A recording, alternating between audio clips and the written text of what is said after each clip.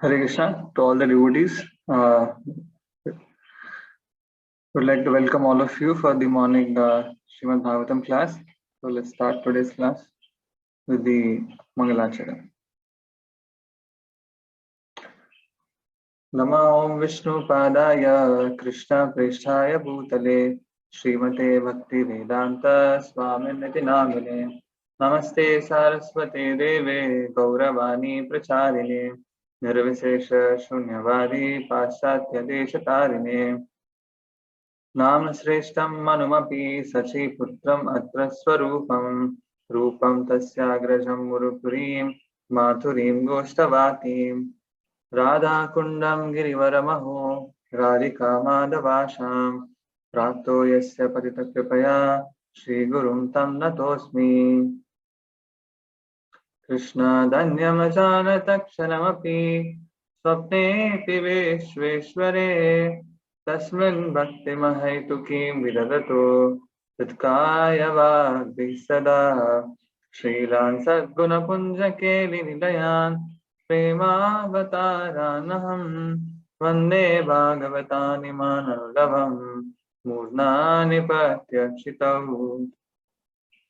आजानुलम्बितभुजौ कनकावदातौ सङ्कीर्तनैकपितरौ कमलायताक्षौ विश्वम्भरौ द्विजभरौ युगधर्मपालौ Vande जगत्प्रियकरौ करुणावतारौ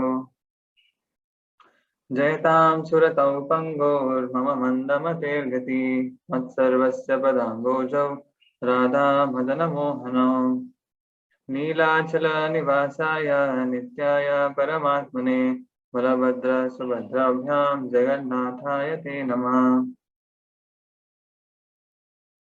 Hare Krishna. So we are actually now into the 14th chapter of the 8th canto of Srimad Bhagavatam. So yesterday towards the end we left off with this topic, that is, what is the speciality of this yuga, or not just this yuga, this Chatur Yuga, not just this Chatur Yuga, this Manvantara, or this day of Brahma. Okay. So what is the speciality? So we are going to see here.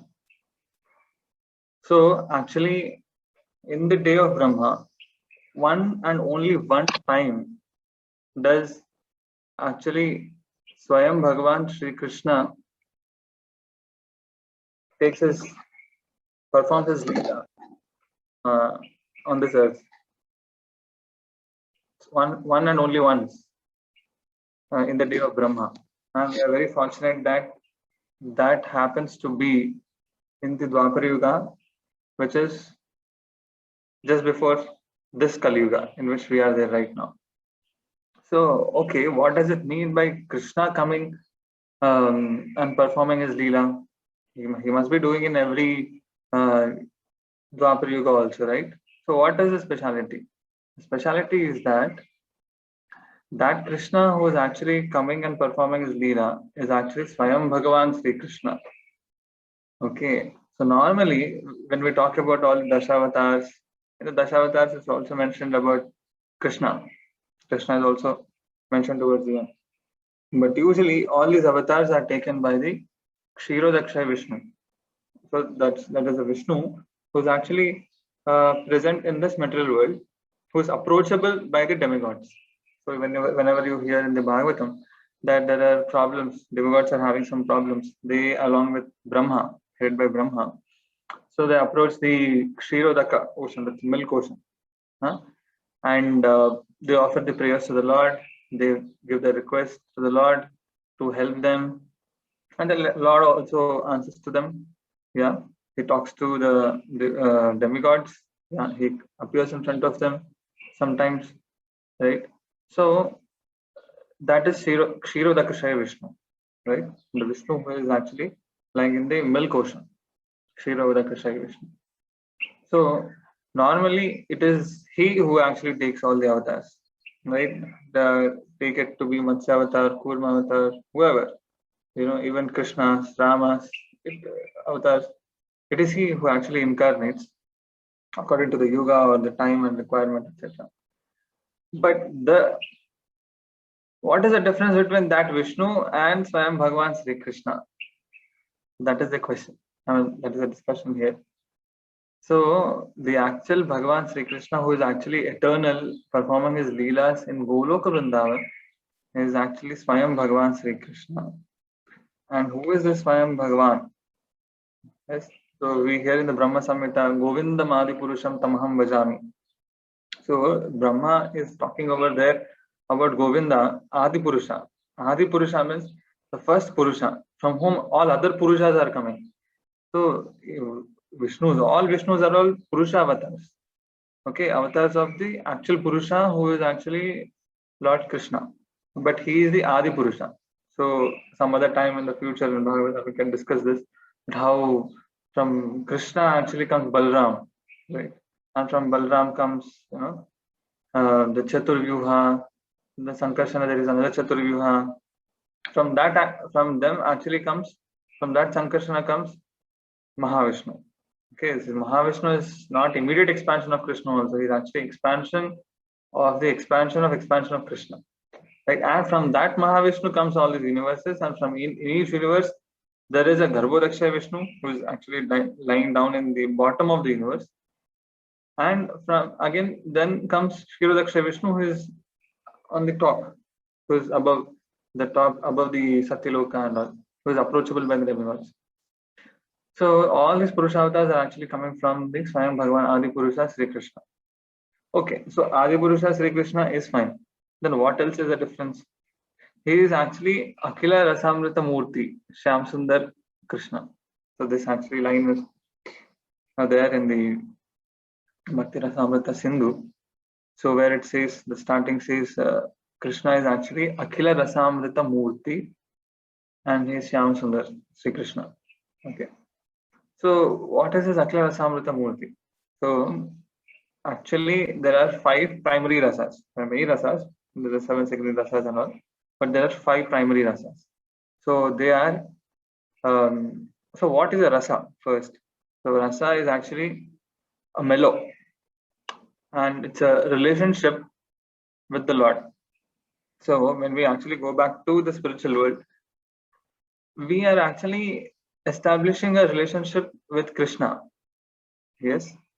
And rasa is the one which is actually talking about your relationship with the Lord. It's not that just we are, we are just performing bhakti, and it's not like that. We actually establish a relationship, and because there is a relationship, only there can be love. Okay, and the love is also much sweeter. So this rasas, there are actually 5 primary rasas. Okay, so first one is the Shantaras, it's a neutral rasa. Then there is Dasyaras. Dasyarasa is actually service attitude. I mean, the relationship that of a servant. Okay, servant. And then is Sakhyarasa. Sakhyarasa is like that of a friend. Okay, friend of Krishna. You can be a friend of Krishna. Then you have Vatsalya Rasa. That is an elder to Krishna who has, affection for the Lord, like that of Mother Yashoda, right? And then we have Madhurya Rasa, which is a loving relationship with the Lord, which is that of a lover and loved. Okay, like that of a boy and a girl. Okay. Yeah. So Krishna performs all his leelas eternally in the spiritual world. So these rasas is what we are actually aspiring for. Okay, when we are saying that we want to go back to Godhead, it's not that we just want to be something in the spiritual world. No. We actually aspire for a rasa. And in this rasa, we can serve the Lord. Yes. So Krishna is eternally enjoying all these rasas in the spiritual world. And these rasas are not present fully in other avatars of the Lord, other forms of the Lord. Say, for example, even if, suppose you take Vishnu. in the Vaikuntha planets, Vishnu has Madhurya Rasa only with Lakshmi. That's it. There is no other one. Okay, you don't have Krishna is having so many gopis friends. So it's not like that with Vishnu. Only one. And you don't find Sakhya Rasa with Vishnu, Vaikuntha. There are no friends. Like Krishna is wrestling with cowherd boys, the cowherd boys are putting their hands on Krishna. In that way, it's not, there is no person in the Vaikuntha who can put hand on Lord Vishnu, right? On his shoulder. It's not possible. So, Vatsalya Rasa, you don't have mother and father. Lord Vishnu in the Vaikuntha doesn't have mother and father. In the earthly planets, here when he performs a Leela, like Balaji or then there is mother and father, but not there in the spiritual world. Okay, and Vacharya, Sakya, Dasya, predominantly Dasya. Everyone is actually servant of Vishnu in the Vaikuntha, and neutral relationship are always there. Okay, then let's go to Lord Ram. Okay, Lord Ram is a little bit higher in respect to Rasa, higher than Vishnu. Okay, so in Rama's Leela also we see that Ram only has Madhurya Rasa with Sita. That's it. Okay, his Eka Patni Vrata. That's it. So only one, and he has Vacharya Rasa present. Kaiki or Kausalya, they're all there. Okay, mother and father Dashrath Maharaj is also there, and Sakhya Rasa. It is said that this Sugriva and others who are there who became allies with Lord Ram in fighting the war. So they were considered to be friends, but that is not fully like a friend. Actually, it's just very little bit in a friendly way. They are not. They are also having awe and reverence towards the Lord. Okay. So and predominantly it's all Dasya Rasa. You see, Hanuman is a servant. Yes, he doesn't play with Lord Ram. He's in the mood of a servant. He's actually a very wonderful example of Dasya Rasa. And all other devotees you see, they're more or less all in Dasya Rasa and Shanta Rasa, neutral relationship with the Lord. Okay, little bit only is there, that is Vatsalya Rasa present, and little bit Sakhya Rasa is present. And from there, let's go to Krishna in Dwarka. Okay, there is a difference between Krishna in Dwarka and Krishna in Vrindavan also, Vraja Krishna. Okay, when we are talking here about Akila Samrata Murti, it's actually Vraja Krishna. So Krishna in Dwarka, if you see, yeah, so there is Madhurya Rasa present. Yeah. So many queens are there, and yeah, Krishna has a lot of queens, and Krishna has also parents. Devaki, Vasudev, they're all there. Yeah, and Krishna also has friends. Some friends are there, equivalent to him, like Uddhava and all. They are there. Arjuna is also considered to be a friend of the Lord. And Dasya, there are many servants, and Shantarasa, neutral relationship also. Many people are there. Okay. Then what is the difference? What is the difference is because the difference is in Dwaraka, everyone knows that Krishna is the Supreme Lord. Right? And there is a predominance of awe and reverence mood. Awe and reverence mood is there. That's predominant. That is called as Aishwarya Bhav. Aishwarya Bhav is more. So Aishwarya Bhav is considered to be a bit lesser when compared to Madhurya Bhava. It is sweet. So if you see, there is a lot of difference between, say, suppose like you take the queens of Dwarka and the gopis of Vrindavan. So you see that gopis of Vrindavan, they chastise Krishna, they tease Krishna and all. But in Dwarka, you don't see like that, right?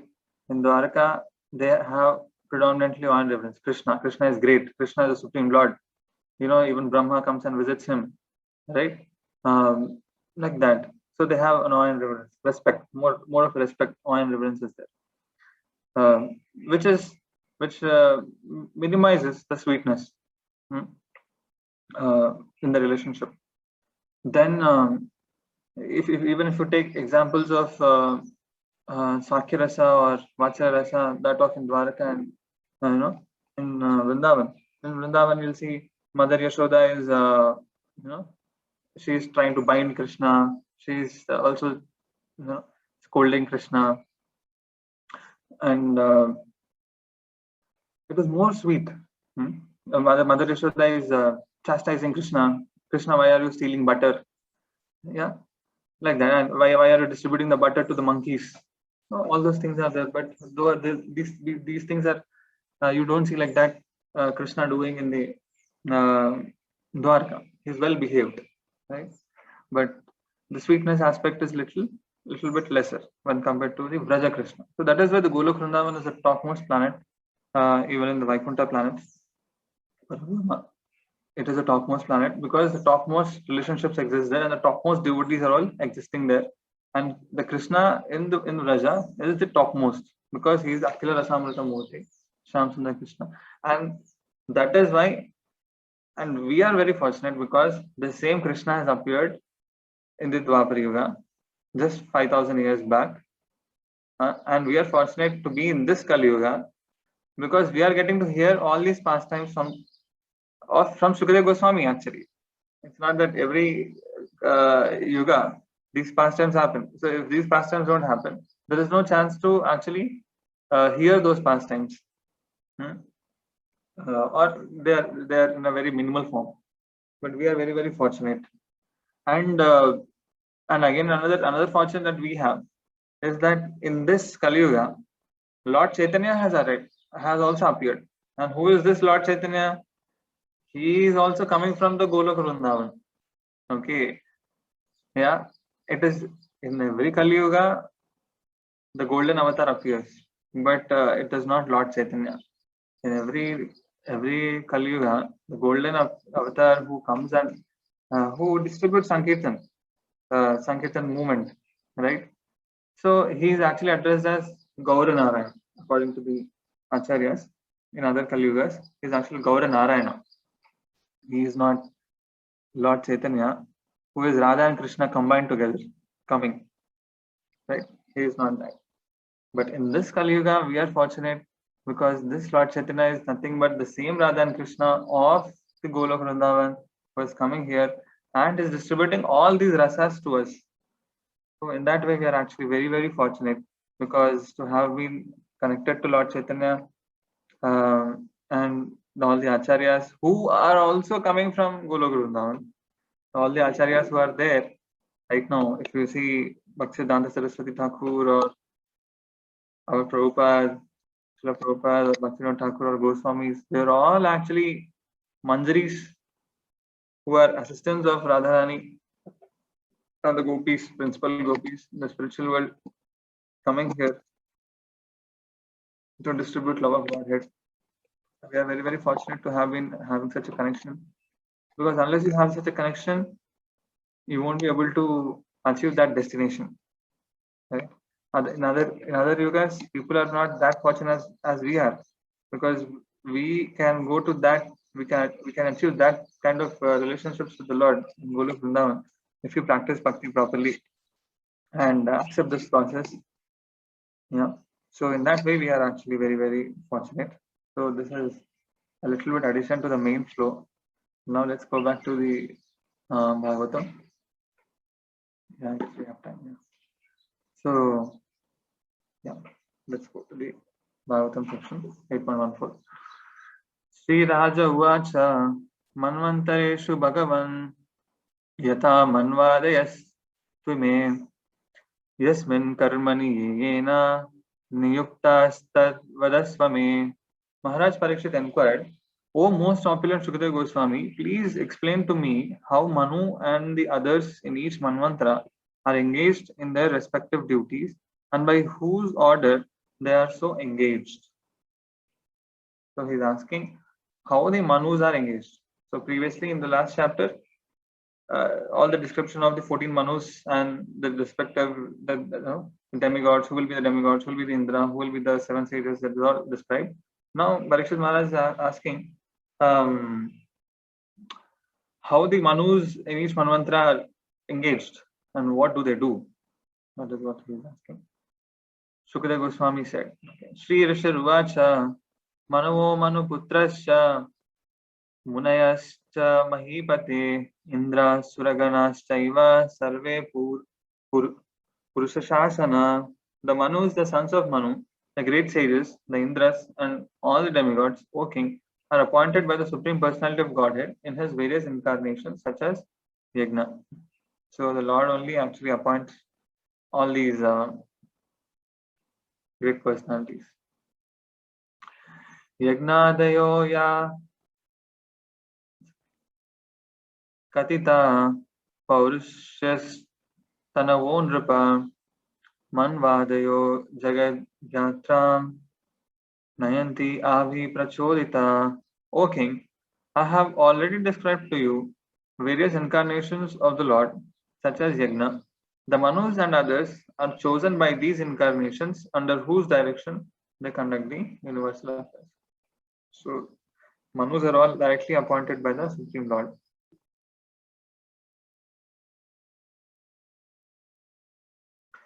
Chaturyugante kalena grasthan Shruti-ganan yatha tapasa rishayo pashyan yato dharma sanatana. At the end of every 4 yugas, the great saintly persons, upon seeing the eternal occupational duties of mankind have been misused, re-establish the principles of religion. So this is what happens. Actually, because now Kali Yuga is progressing, all the pillars of dharma, they are completely deteriorated. Okay, they become zero.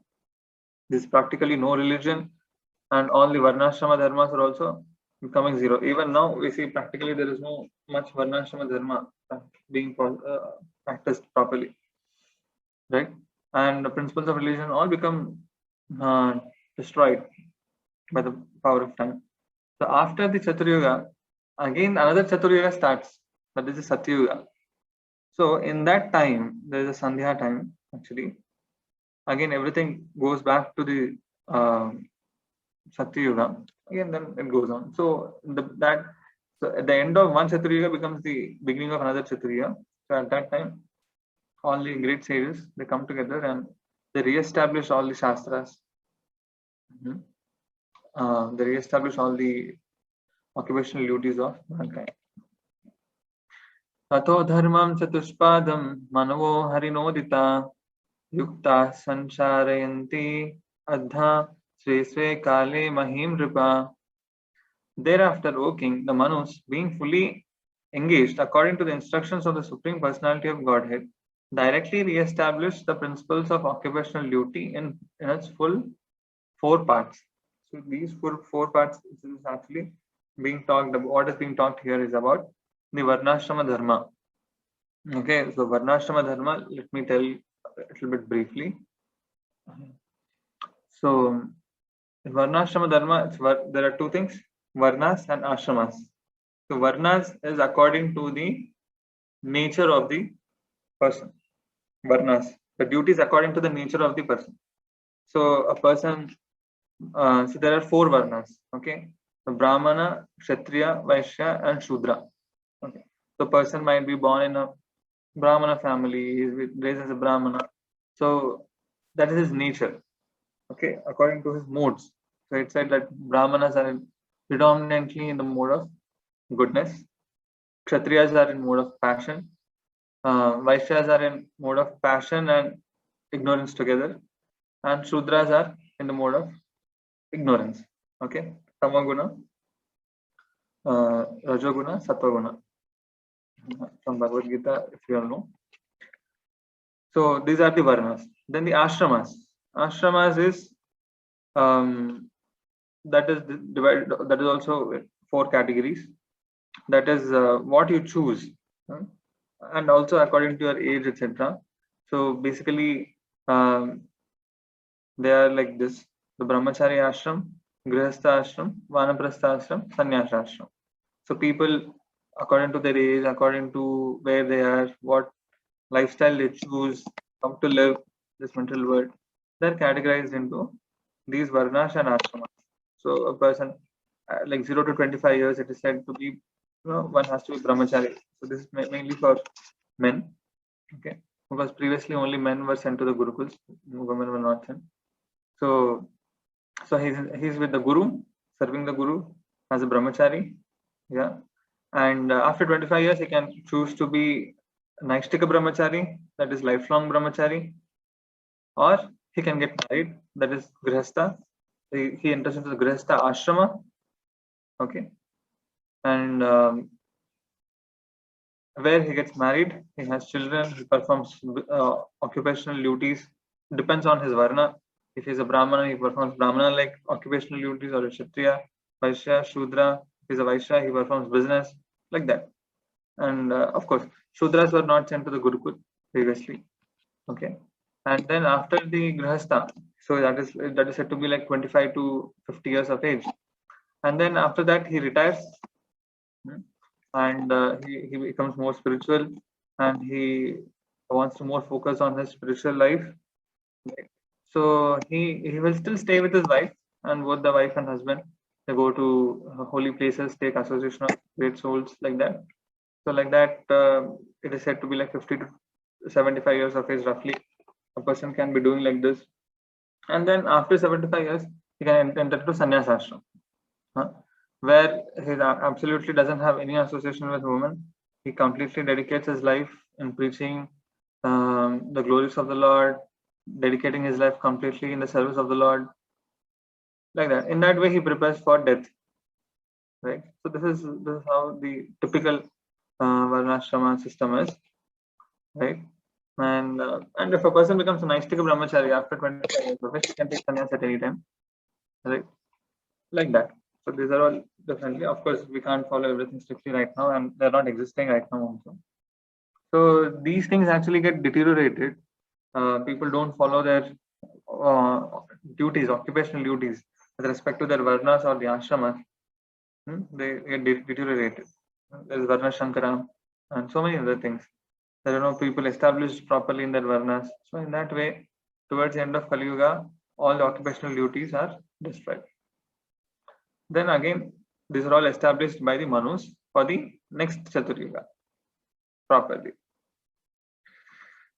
Palayanti prajapala yavar antam vibhagashah yagna bhaga bhusho deva yecha tatranvitaschatai. To enjoy the results of sacrifices, yagnas, the rulers of the world, namely the sons and grandsons of Manu, discharge the orders of the Supreme Personality of Godhead until the end of Manu's reign. The demigods also share the results of these sacrifices.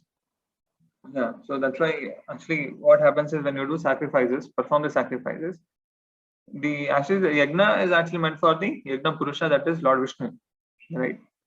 But the yagna sacrifice, the results of the sacrifice, the share also goes to the demigods, which actually increases their life and gives them energy, gives them durability, and so that they can enjoy in the Svargalokas, right? So the rulers of the world. So that's why when you perform the yagnas, the demigods are happy. So demigods are happy, or also the Lord is happy, then the demigods are happy.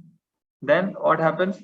They give us all the facilities, like we'll have ample amount of rain, ample amount of food, etc. Everything. There's a sloka in the Bhagavad Gita. I'm not able to remember that. Annad bhavanti pujan parjanya anna sambhava yagnat bhavanti parjanyo yagna karma samudbhava. Yes, bro. What is the starting? Annat bhavanti bhutani parjanya anna sambhava yagnat bhavati parjanyo yagna karma samudbhava. So by performing yagnas, we we actually please the demigods, please the Lord, please the demigods, and then they shower, rains, especially Indra showers rains, and then the earth also cooperates, and then we get food, and from food we can perform. That's how the mankind can exist. So now in Kali Yuga, we can't perform these yajnas, because these yajnas are very difficult to do. Yeah, we don't have, as I was discussing the other day, we don't have proper brahmanas, we don't have pure substances. Yeah, so it's not possible. Then what is the yajna which is prescribed for Kali Yuga? Sankirtan yajna. So when you are actually chanting, yeah, you're actually benefiting the whole universe when you are doing Sankirtan together. So this was even proved by Srila Prabhupada in many places where there was no rain at a point of time when he came to Hyderabad here. That is, I guess, in 1975, 74. Yeah. So then there was no rain. There was actually drought for so many months. There was no rain, and all the devotees came and they did Sankirtan, and immediately there was rain. Not just here, Prabhupada also did in 2-3 other places during his Leela. So that is there. Actually, what we are doing, the Sankirtan, the chanting of Hare Krishna, or these congregational chanting of the holy names, even publicly, whatever we are doing, this is actually benefiting the whole universe with its auspiciousness. And because this is a Sankirtan, this is a yajna which is possible. People do a lot of yajnas, 100 people sitting together, 100 sahasra yajna, this yajna, that yajna, but all of them don't work actually. Because where is purity? Where are the people who will do recite proper mantra? Where are pure substances? Not possible.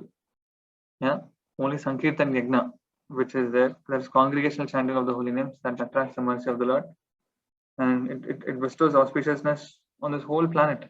Actually, also it is said. There's another thing which I would like to add, that actually Kali Yuga is very horrible. So when Lord Chaitanya actually appears, it is said that from there, around like 10,000 years, it's called as a golden period in this Kali Yuga. Okay. So after that, there is Ghora Kali Yuga, which is like really horrible. Actually, even now the Kali Yuga is very much horrible, and it should have been even more horrible, actually, even now, but it is not, because of the appearance of Lord Chaitanya and this golden age which is there, the 10,000 years of period which is there. This is explained by many acharyas. In this time, actually, lot of people all over the world, they actually take this process, Sankirtan process, they perfect their life and go back to Godhead. And to facilitate them, the world is much better right now. Okay, because it's much because all of them are performing Sankirtan Yajna, so the effect of Kali Yuga is a bit lesser than what it should have been actually, right? So we are all very, very fortunate to have been born in this golden age, and it is said like so many people, so many souls actually take benefit of this Sankirtan process and they perfect their life and they go back to God.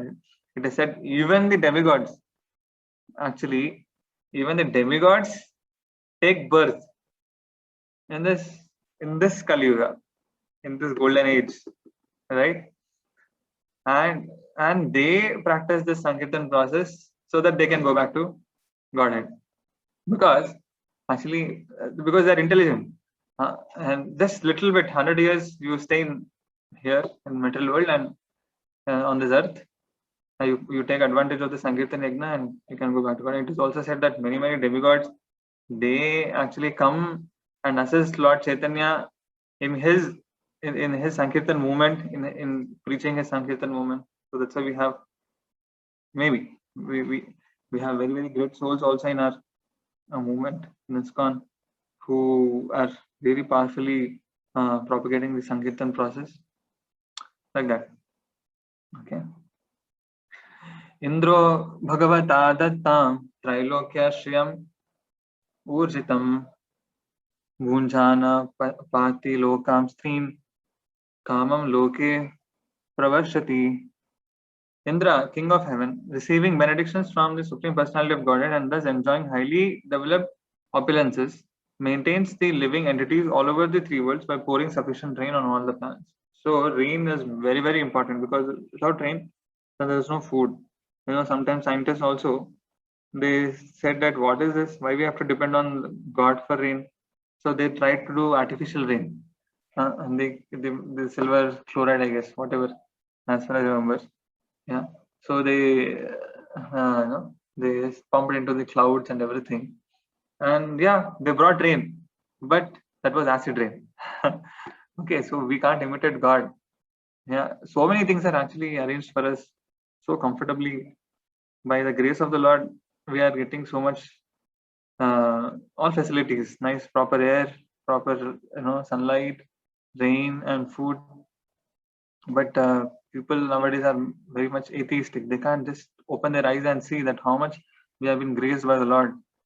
They just believe in some scientific theories, artificial atheistic theories, and very much misguided, actually. Gnanam chanu yugam brute hari siddha swarupadrik rishi rupadhar karma yogam yogesha rupadrik. In every yuga, the Supreme Personality of Godhead, Hari, assumes the form of siddhas, such as Shanaka, to preach transcendental knowledge. He assumes the form of great saintly persons such as Yagnavalkya to teach the way of karma, and he assumes the form of great yogis such as Dattatreya to teach the system of Nistika. So, as I was saying yesterday, the previous classes, that the Lord has unlimited incarnations, actually. So here also they are saying that Sanaka Sanantana, the Chatush Kumaras, they are also actually incarnations of the Supreme Lord. But so all incarnations are not the same. Okay, they are something. There's something called Shikshavesha Avatar. So which is like a potency of the Supreme Lord takes the incarnation. Okay, so like Vyasadeva is actually literary incarnation of the Supreme Lord. Okay, all the Chatush Kumaras who are there, they are the Jnana incarnation, the knowledge aspect of the Lord. They are the incarnation of that. We have like Prutu Maharaj and all. So they are the administrative potency, incarnation of the administrative potency of the Lord. Then we have Narada Muni. Yeah, like that. So all these people are also incarnations of the Lord, but one aspect of the Lord only. They don't have all the aspects. All the aspects are completely present. Aishwaryasya, Samagrasya, Viryasya, Yashashriya, Jnana, Vairagya, Shaiva. All the 6 opulences which are there: knowledge, beauty, strength, knowledge, beauty, fame, strength, renunciation. There are so many things like that. The six things are there. As far as I'll just try to recall once again: knowledge, beauty, power, fame, renunciation, and some other thing. Can some other devotee help me? Wealth, Prabhu. Mataji, wealth. Thank you. Yeah. Aishwaryasya, Samagrasya, Viryasya, Yashashriya. Jnana, Vairagya, Shaiva, Shannam, Bhagavat, Siti Guna. Something like that. It's the sloka, which discusses that there are 6 opulences of the Lord, and these are actually completely present in full in Krishna only. Okay, others are all having just one aspect. Even if they have one aspect, they might have a minimized aspect in a minimal form. Sargam Prajesha Rupena Dasyun Hanyat Swarad Vapu Kala Rupena Sarvesham Abhavaya Pritaguna. In the form of Prajapati Marichi, the Supreme Personality of Godhead creates progeny. Okay, becoming the king, he kills the thieves and rogues, and in the form of time, he annihilates everything. All the different qualities of material existence should be understood to be qualities of the Supreme Personality of God. So Marichi is also, he is also the one of the incarnation, and he is Prajapati. Prajapati has progenitors. Okay, yeah. So there are many progenitors like that who actually populated this whole universe. It is not according to the science that man came from monkey, man did not come from monkey. Man came from a man.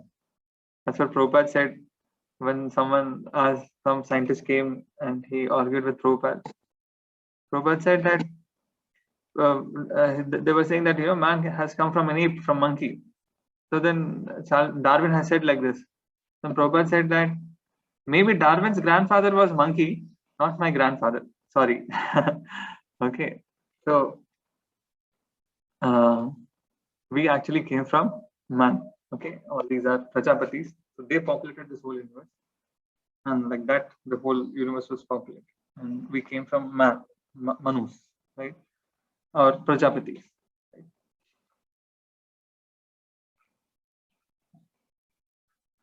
Stuyamano janairebhir mayaya nama rupaya vimohitatmabhir nana darshaner nacha drishyate. People in general are bewildered by the illusory energy, and therefore they try to find the absolute truth, the Supreme Personality of Godhead, through various types of research and philosophical speculation, unless they are unable to see the Supreme Lord. Krishna says in Bhagavad Gita, Bhaktya mam abhijanati yavan yashasmi tattvataha. So he says that only by bhakti can one understand me. And even in, when Krishna is saying to Arjuna, he says, why I am giving this knowledge to you? He says, Bhaktosi me sakha cheti. And then he says that because you are my devotee, therefore I am actually speaking this knowledge to you. And therefore you will be able to understand. Otherwise, without devotion, you can't understand the Supreme Lord. So people try different ways to understand the Lord. Some people try Ashtanga yoga, they try to meditate.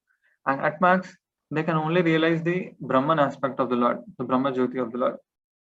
This is just an effulgence which is coming from the tip of the toe of the Lord. That's it. They can't understand about the Vaikuntha planets. They can't understand about the loving relationship with the Lord. Not possible. Then Jnana Yoga, same with Jnana Yoga. It is philosophical speculation. They just take the scriptures and try to understand from the scriptures through logic. They try to, Naiti process.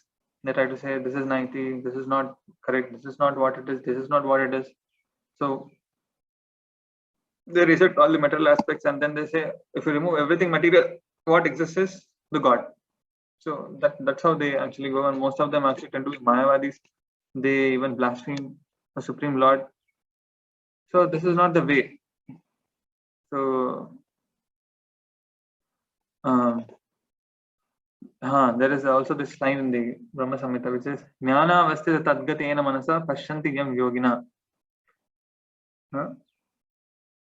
So yeah. Can someone complete that sloka? Some devotee, if they know. Jnana avastita tadgatena manasa pashyanti yam yogino. If you know there's other lines to go. So if by speculation one cannot understand the Supreme Lord, definitely not. There's another sloka in in Bhagavatam also it is there. Tarko vitarko shutiyo vibhinno. Tarko vitarko shutiyo vibhinno. Every Muni, they have different logic. One Muni has one logic, another Muni has another logic to defeat that. And with this logic, one cannot understand the Supreme Lord. How? Dharmasya tattvam nihitam guhayam. Mahajano yena gata sabanta. So this dharma, the knowledge of the Supreme Lord is actually hidden in the hearts of the great souls. Okay, dharmasya tattvam nihitam guhayam. It is actually Mahajano yena gata sabanta. So when you actually follow the Mahajanas, then in their footsteps by their mercy, what is there in their heart when they give to us, when they bless us with that, then only we can understand. Otherwise, not possible. Okay. Last sloka. Etad kalpa vikalpasya pramanam parikirtitam yatra manvantarani ahos chaturdasha pura vidaha. In one kalpa or one day of Brahma, there takes place the many changes called Vikalpas. O king, all of these have been previously described to you by me. Learned scholars who know the past, present, and future have ascertained that in one day of Brahma there are 14 Manus. So the same conclusion as in the previous chapter. I think we are towards the end of this 14th chapter. Thank you all very much for patiently hearing. We can go for questions. The shloka is Yam Brahma Varnendra Rudra Maruta Tunvanti Divyaistavayir. Vedais Sanga Padakamapanishade Gayanti Yam Samavaha Jnana Tatitena Mansa Pasyanti Yam Yogino Yasnantam na Vidu Surasuragana. He is not, Krishna is not reachable even by the demigods. He is not by yogis. Even if they meditate for so many years, they'll not be able to reach him. So, like that, it is being described. Yeah. Thank you, Prabhu. Hare Krishna. Any questions? You can go for questions. Okay, if there are no questions, then I think we can end the session here.